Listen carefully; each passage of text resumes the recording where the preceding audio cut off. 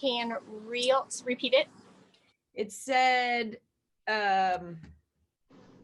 it went away on me. It was something like, can real bees dilute the genetics of the killer bees? And I think you kind of already touched on that a little bit. Yeah, I just wanted to make sure I heard it correctly. So I feel like in my little tiny corner of the world that I am making a small difference. So let's talk about the queen.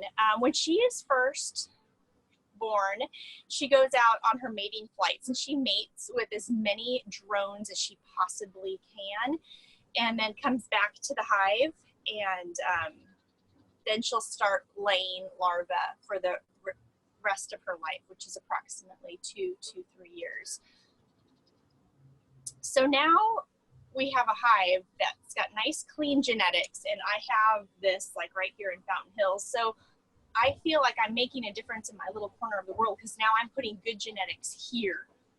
I think if we all in life just do a little bit of good, it all adds up. So the more and more beekeepers that we have that have the nice, gentle European bees in our environment, it's just every little piece is going to make a difference. I hope that touches on it well enough for you.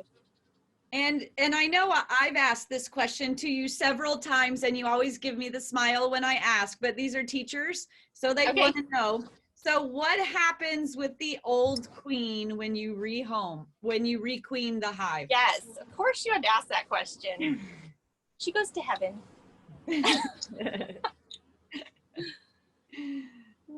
Is that a good enough answer? That's a good answer. She does have to decease. Yes. So we had another great question. What is a way that people can encourage bees to come and pollinate in their gardens? Oh yeah, so to attract bees to your garden, put flowers in your garden. A fun fact is bees see in ultraviolet, so they see in blues and purples. So if you want to plant some lavender or some rosemary, but any flowers work. Those just work maybe a pinch better, but it really draws them, especially flowers that have good nectar source. The Johnny bottle brushes grow really well out here. The rosemary grows awesome. Grow things that are easy to grow. Another question here. They want to know where do you get your queens from, if you're willing to share? Yeah, they come out of Northern California, and they also come out of Hawaii. So Northern California and Hawaii. Awesome. They're queen rearers is what they're called. And specifically, like beekeepers have different things that they do. My specialty is rescue. Someone else's specialty is to rear queens. And are there any bees that are native to Arizona? Well, unfortunately, now the Africanized bee is native to Arizona, but before the Africanized bee was designed by man by accident, we just had the European gentle bees here, a mixture of them.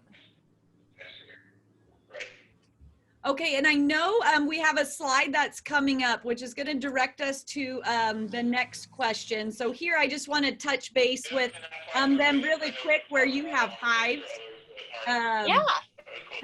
You have hives in North Phoenix, Fountain Hills, Gilbert, Mesa, Chandler, and Queen Creek. Yes, I just started a brand new one I'm super excited about in Paradise Valley, tucked and hidden in someone's big backyard.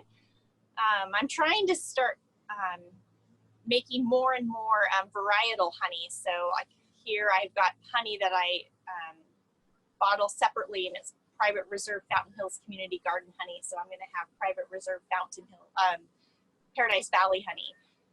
So another one to add to the list. And does the location where the bees are make a difference in the flavor of the honey? So the flavor comes from the nectar and what nectar the bees are getting at. But in Arizona, we have so much mesquite nectar. In the early spring, the bees make a ton of that for us, and it is awesome honey. We win awards for our mesquite honey. I went to Europe last year and met up with 3 different beekeepers, and I could see the light in their eyes when they were like, oh my gosh, you have mesquite honey? I'm like, yeah, we do. We need not take this mesquite honey for granted. It's amazing honey. And real quick, Audra, we're almost out of time. What are the other flavors of honey that they can get from you? Oh yeah, so I make gourmet honeys also, kind of like a European style honey, a creamed honey. It's nice and smooth, it's not as messy, and I add organic dried fruits to it. So I have blueberry, strawberry, lemon, chocolate, and cinnamon.